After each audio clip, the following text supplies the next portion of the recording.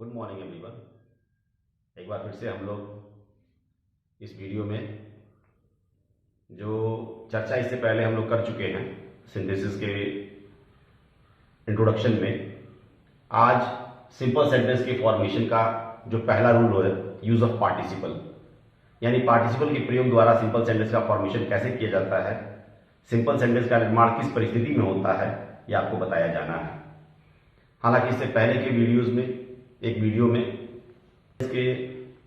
इसके पहले जो मैंने वीडियो इंट्रोडक्शन का डाला था उसमें मैंने आपको समझाया था कि आप सिंपल सेंटेंस का निर्माण करने के लिए, यानी एक से अधिक वाक्यों को जोड़ने के लिए और सिंपल सेंटेंस बनाने के लिए आप बहुत से नियमों को फॉलो करते हैं, जिसमें पहला नियम आज आपको मैं बताने जा रहा हूं कि पार्टिसिपल का प्रयोग आप कब करते हैं, किस परिस्थिति में करते हैं।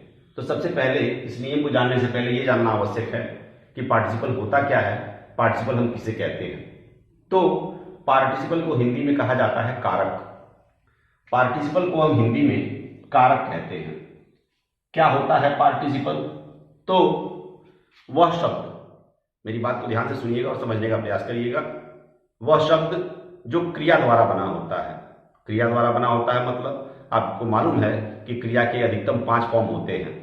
कुछ लोग 3 फॉर्म कहते हैं, कुछ लोग 4, कुछ लोग 5 फॉर्म भी कहते हैं। अधिकतम 5 फॉर्म होते हैं, first form, second form, third form, ING form और एक एस और ईएस फॉर्म, यानी ये 5 फॉर्म होते हैं।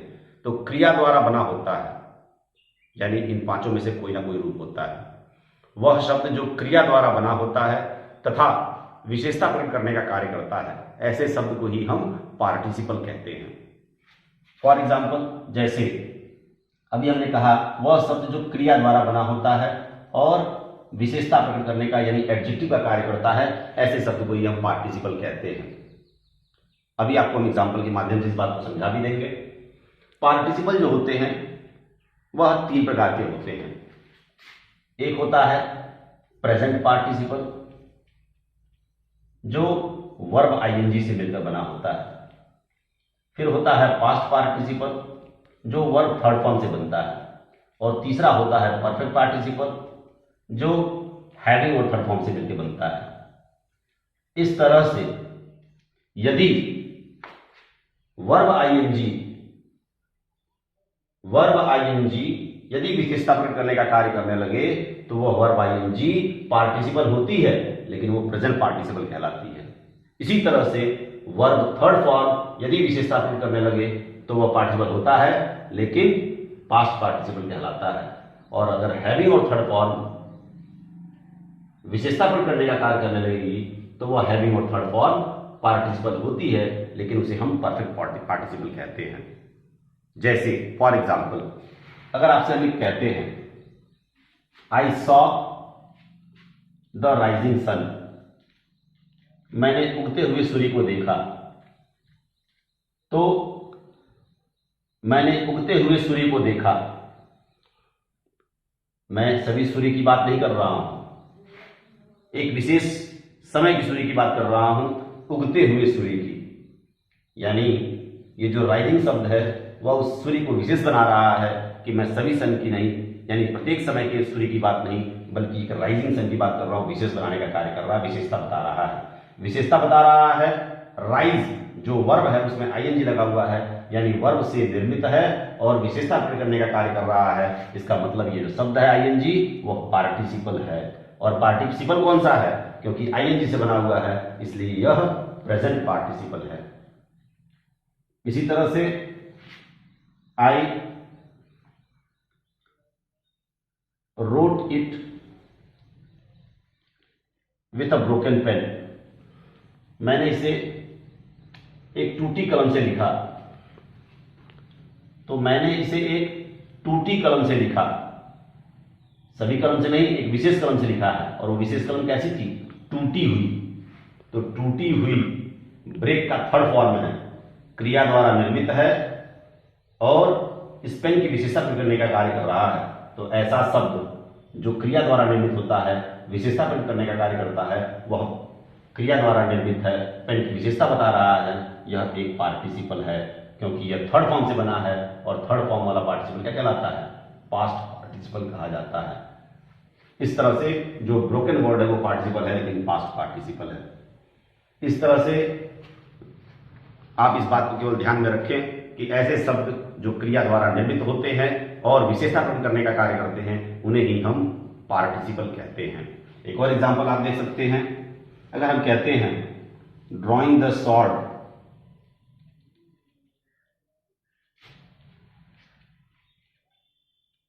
he attacked over his enemy, दिया हुआ है तो ड्रॉइंग द स्वॉर्ड, तलवार खींच करके उसने दुश्मन पर आक्रमण कर दिया। तो उसने दुश्मन पर आक्रमण कर दिया, उसने मतलब किसने, उसने मतलब किसने, जिसने तलवार खींचा, यानी जो खींचने का काम हो रहा है आईएनजी से बना हुआ है, कार्य है, क्रिया से बना हुआ है और उसे विशेष बनाने का कार्य कर रहा है। आक्रमण किया किसने, जिसने तलवार खींचा, यानी ये जो शब्द है आईएनजी यह इसे विशेष बनाने का कार्य कर रहा है, वर्ब से बना है, विशेषता प्रकट कर रहा है। इस कारण से ये पार्टिसिपल कहलाता है, क्योंकि आईएनजी लगी है इसलिए ये प्रेजेंट पार्टिसिपल होता है। अब इसका प्रयोग कब कब होता है, किस अवस्था में होता है, ये आपको समझना है। तो अब आपको इस पार्टिसिपल का प्रयोग कब किस परिस्थिति में होता है, किस कंडीशन में पार्टिसिपल के प्रयोग द्वारा हम सिंपल सेंटेंस का निर्माण करते हैं, ये बात आपको समझनी है। मान लीजिए आपको एक से अधिक सेंटेंस दिए जाएं। ही ड्रीव हिज स्वॉर्ड, ही ड्रीव हिज स्वॉर्ड, और एक दूसरा सेंटेंस दिया हुआ है ही अटैक्ड ओवर हिज एनिमी। अभी जैसा कि मैंने इससे पहले भी एक एग्जांपल के माध्यम से यही सेंटेंस आपको समझाया था। ही अटैक्ड ओवर हिज एनिमी, उसने तलवार खींचा, उसने अपने दुश्मन पर आक्रमण कर दिया। यह सेंटेंस दिया हुआ है। यदि दिए गए सेंटेंसेस में कब पार्टिसिपल का प्रयोग होता है, ध्यान से सुनिए, पहला रूल मैं आपको समझा रहा हूं। यदि दिए गए सेंटेंसेस के जो सब्जेक्ट हो यानी जो कर्ता हो वो एक समान हो। तलवार किसने खींचा, ही ने, आक्रमण किसने किया, ही ने, यानी कर्ता एक समान है, और दूसरा कार्य पहले कार्य का प्रभाव हो। आक्रमण किया, तलवार खींचा इसी कारण से, यानी इसका प्रभाव इसके ऊपर है। यदि दिए गए कर्ता समान हो और दूसरा कार्य पहले कार्य का प्रभाव हो, या दोनों कार्यों के बीच में समय अंतराल न हो, तलवार खींचा और खींचते ही आक्रमण कर दिया, यानी दोनों कार्य लगातार हो रहे हैं। कर्ता समान हो, दूसरा कार्य पहले कार्य का प्रभाव हो और कार्य लगातार हो रहा हो, तो जो कार्य पहले हुआ है, पहले तलवार खींचने का काम हुआ है, पहले उसने अपना तलवार खींचा है, जो कार्य पहले हुआ रहता है उस कार्य को हम प्रेजेंट पार्टिसिपल के रूप में प्रयोग कर लेते हैं। और प्रेजेंट पार्टिसिपल बनता कैसे है, वर्ब आईएनजी के रूप में, और वर्ब में आईएनजी लगती कब है, फर्स्ट फॉर्म में। तो ड्रू का फर्स्ट फॉर्म होता है ड्रॉ, उसमें आईएनजी लगा दें, हो जाएगा ड्रॉइंग, ड्रॉइंग हिज स्वॉर्ड, और जो आपकी अंतिम क्रिया होगी वह फाइनाइट रह जाती है। फाइनाइट वर्ब मैंने इसके पहले के वीडियो में सिंथेसिस इंट्रोडक्शन में समझाया हुआ है। अंतिम क्रिया फाइनाइट रह जाती है, ही अटैक्ड ओवर हिज एनिमी।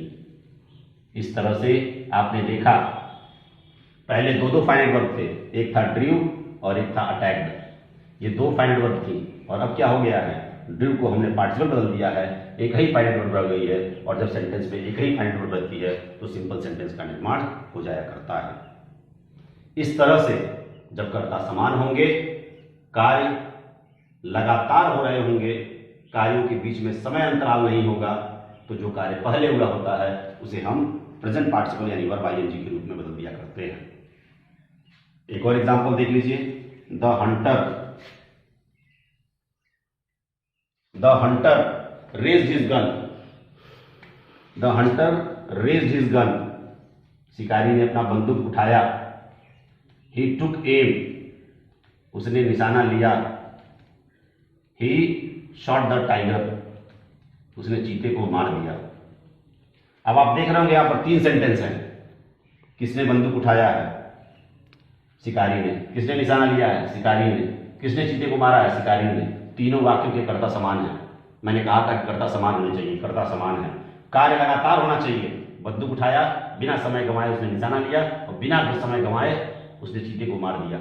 कार्य लगातार हो रहा है। तो जो कार्य पहले हो चुके हों, पहले कौन कौन से कार्य हुए, बंदूक उठाने का और निशाना लेने का, दोनों को हम प्रेजेंट पार्टिसिपल बदल देंगे। प्रेजेंट पार्टिसिपल बनता है वर्ब आईएनजी से, बदल देंगे रेजिंग हिज गन, क्योंकि पार्टिसिपल एक और जोड़ने जा रहे हैं इसलिए एंड लगा लेंगे, एंड टेकिंग एम, अंतिम क्रिया फाइनाइट रह जाएगी। He shot the tiger, he pronoun है, जबकि हम यहां तो कई बार प्रयोग हो रहा था इसलिए हमने प्रोनाउन प्रयोग किया था, यहां पहली बार प्रयोग करने जा रहे हैं इसलिए नाउन ही प्रयोग करना पड़ेगा। The Hunter shot the tiger. और इस तरह से आपने देखा कि पहले एक फाइनाइट वर्ब यह थी, एक यह थी और एक यह थी, 3 फाइनाइट वर्ब थी, जबकि 2 को हम पार्टिसिपल के रूप में बदल चुके हैं, एक ही फाइनाइट वर्ब रह गई है, और जब सेंटेंस में एक ही फाइनाइट वर्ब जाता है तो वो सिंपल सेंटेंस हो जाया करता है। इस तरह से ये हो गया, सिंपल सेंटेंस का निर्माण हो चुका है। अब अगला, ऐसे ही एक और एग्जांपल आप देखें यहां पर, अगर हम लिखते हैं ही वॉज हंग्री, वह भूखा था,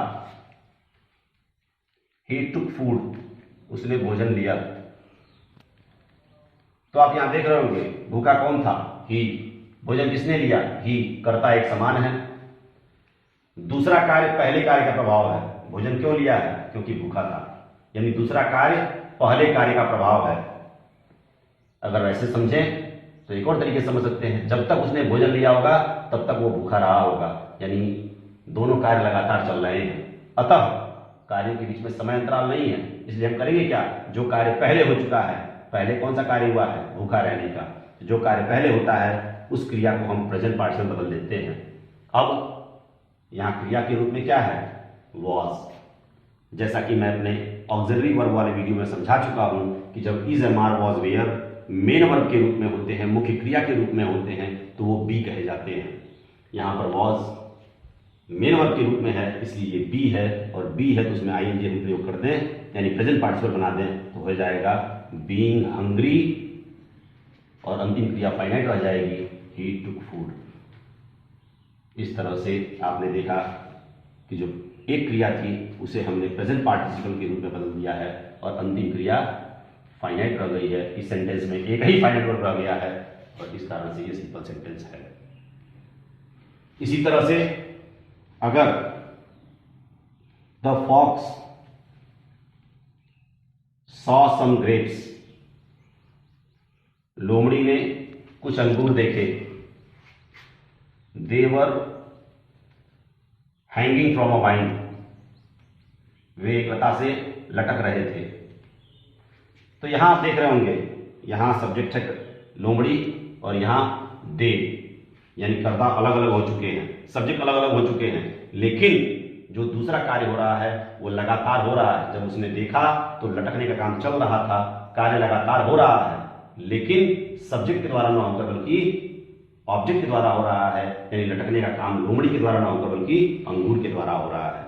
कार्य लगातार हो रहा है, इसलिए हम उस क्रिया को आईएनजी के रूप में, यानी प्रेजेंट पार्टिसिपल के रूप में, जिसकी विशेषता बता रहा है उसके बगल में प्रयोग कर देंगे, और इस तरह से the fox saw some grapes,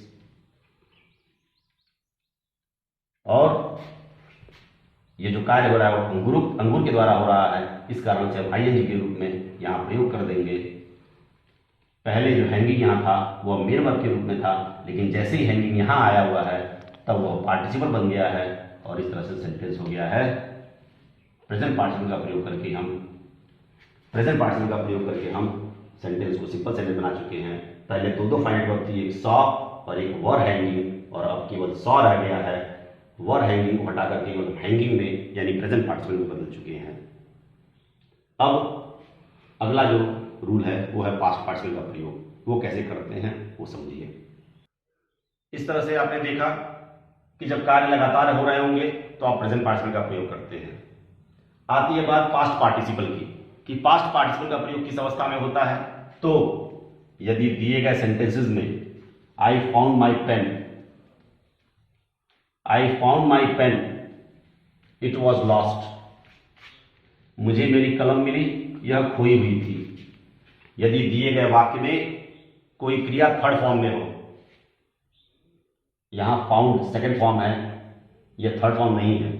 अब आपको छोटी सी बात बता दूं कि थर्ड फॉर्म फाउंड भी होता है, लेकिन अगर ये थर्ड फॉर्म होता तो इसके साथ कोई ना कोई हेल्पिंग वर्ब लगी होती।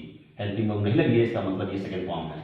यहाँ हमने अपने ऑक्सिलरी वर्ब वाले वीडियो में ही समझाया हुआ है कि वॉज वेयर के बाद क्रिया आईएनजी फॉर्म में आती है या थर्ड फॉर्म में आती है। यहाँ आईएनजी नहीं है, ये थर्ड फॉर्म है।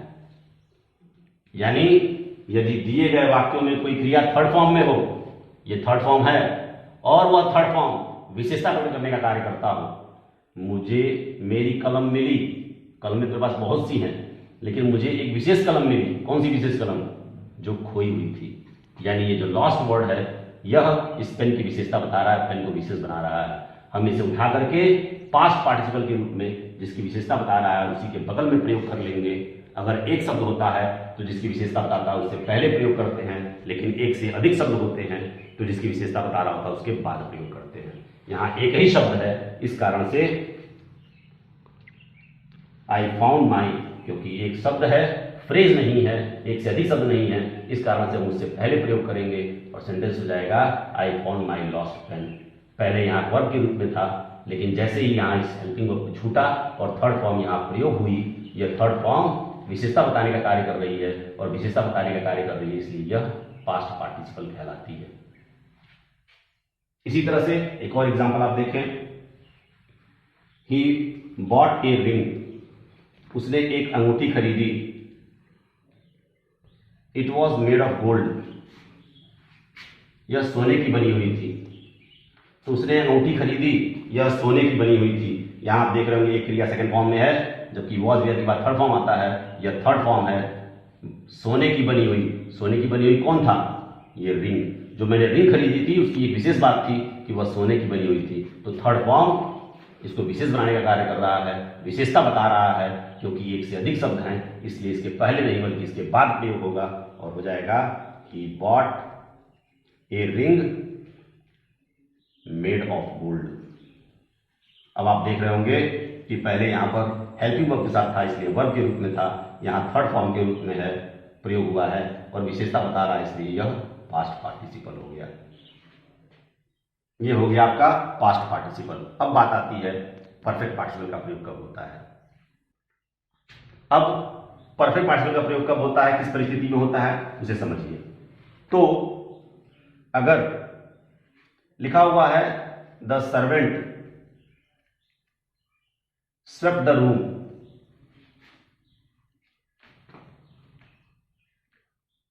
ही वेंट टू मार्केट, यह दिया हुआ है, नौकर ने कमरा साफ किया, वह बाजार गया। किसने कमरा साफ किया? नौकर ने। कौन बाजार गया? नौकर ही। कर्ता एक समान है, सब्जेक्ट सिमिलर है। कमरा साफ किया, बाजार गया। कमरा साफ करते करते बाजार नहीं गया होगा, कमरा साफ किया होगा, उसके बीच में कुछ टाइम इंटरवल यानी समय अंतराल रहा होगा। यहां क्या था प्रेजेंट पार्टिसिपल में? कार्य लगातार हो रहा था, लेकिन जब कार्य लगातार ना हो, एक कार्य पूरी तरह से समाप्त हो जाए तब दूसरा कार्य होता हो, या दोनों कार्यों के बीच में कुछ समय अंतराल प्रतीत होता हो, तो जो कार्य पहले होता है उसे हम परफेक्ट पार्टिसिपल के रूप में प्रयोग कर लेते हैं। और परफेक्ट पार्टिसिपल बनता कैसे है? Having plus third form. तो कौन सा काम पहले हुआ है? कमरे की सफाई करने का, उसे हम परफेक्ट पार्टिसिपल के रूप में प्रयोग कर लेंगे, यानी हैविंग और थर्ड फॉर्म। स्वेप्ट का थर्ड फॉर्म भी स्वेप्ट ही होता है, हैविंग स्वेप्ट द रूम, और जो अंतिम क्रिया रहती है वो फाइनाइट रह जाती है। ही मतलब कौन? सर्वेंट। पहली बार प्रयोग कर ले आ रहे हैं, इसलिए नाउन ही प्रयोग करेंगे। The servant went to market. और इस तरह से पहले दो क्रियाएं थी, एक स्वेप्ट और एक वेंट।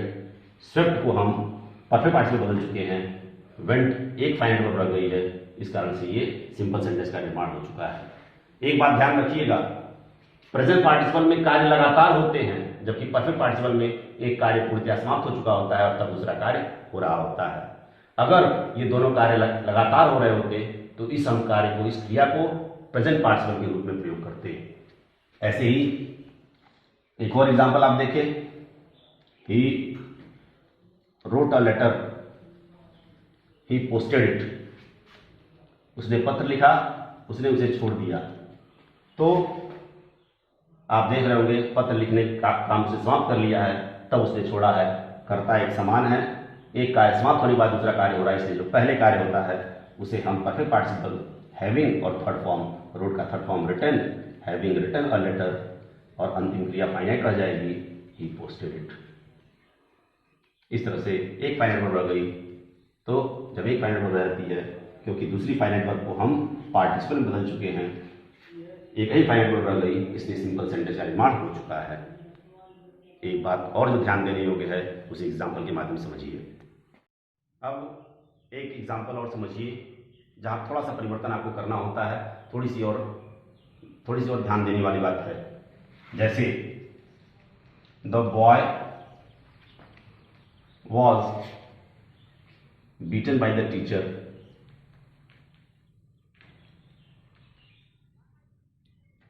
He felt sorry. लड़का अध्यापक द्वारा पीटा गया, उसने दुखी महसूस किया। कौन पीटा गया? लड़का। किसने दुखी महसूस किया? लड़के ने। यानी सब्जेक्ट सिमिलर है। पीटा गया, सॉरी महसूस किया, दुखी महसूस किया। अब आप में से कुछ लोग ये कह सकते हैं कि सर हो सकता है पिटाते पिटाते ही उसने दुखी महसूस किया हो। कुछ लोग ये भी कह सकते हैं कि सर ये भी तो सकता है कि पिटा गया हो, उसके आधे घंटे बाद उसे अपनी गलती महसूस हुई हो और तब उसने सॉरी फील किया हो। एकदम हो सकता है, एकदम हो सकता है। और इस कारण अगर आपको लगातार लगता है तो आप जब कार्य लगातार होता है तो प्रेजेंट पार्टिसिपल का प्रयोग करते हैं। यदि एक के बाद एक लगता है तो आप परफेक्ट पार्टिसिपल का प्रयोग करते हैं।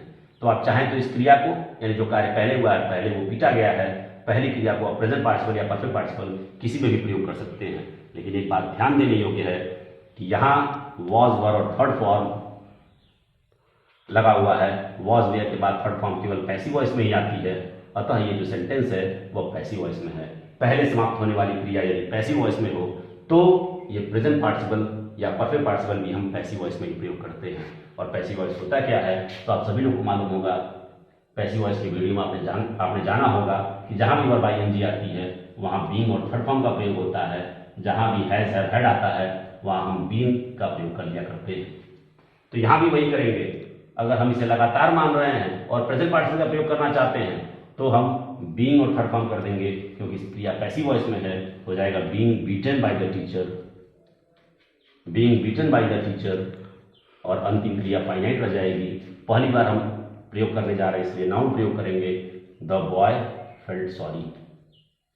अगर आपको लगता है कि कार्य एक के बाद एक हुआ है, अगर आपको लगता है कि पिटाने के आधा घंटा बाद या 1 घंटे बाद उसने सॉरी महसूस किया होगा, तो जो पहले समाप्त होने वाली क्रिया उसे आप परफेक्ट पार्टिसिपल के रूप में प्रयोग कर लीजिए। क्योंकि पैसिव वॉइस है इसलिए आपको पैसिव वॉइस के रूप में प्रयोग करना पड़ेगा और तब हो जाएगा हैविंग। पैसिव वॉइस में बीन लगता है इसलिए हैविंग बीन, और third form beaten, having been beaten by the teacher the boy felt sorry. इस तरह से यदि पहले समाप्त होने वाली क्रिया पैसिव वॉइस में हो तो आप एक काम करिएगा कि जो प्रेजेंट पार्टिसिपल या परफेक्ट पार्टिसिपल जो भी आप प्रयोग करने जा रहे हो उस प्रेजेंट पार्टिसिपल या परफेक्ट पार्टिसिपल को पैसिव वॉइस में परिवर्तित कर दीजिएगा और अंतिम क्रिया को फाइनाइट रहने दीजिएगा। इस तरह से ये हो गया पार्टिसिपल का प्रयोग, और पार्टिसिपल के प्रयोग द्वारा आपको सिंपल सेंटेंस का निर्माण करना होता है। अब आप इस वीडियो को ध्यान से पढ़ लें, चीज़ों को समझ लें, कुछ एग्जाम्पल, कुछ एक्सरसाइजेस के माध्यम से कर लें। अगर कोई एक्सरसाइज, कोई सेंटेंस आप कंबाइन न कर पाएँ, सिंथेसाइज न कर पाएँ, तो आप कमेंट में उसे क्वेश्चन के रूप में मुझसे पूछ सकते हैं। वीडियो अच्छा लगा हो तो एक बार मैं फिर से हमेशा की तरह से आपसे आग्रह करता हूं कि वीडियो को लाइक, शेयर और सब्सक्राइब जरूर कर दें।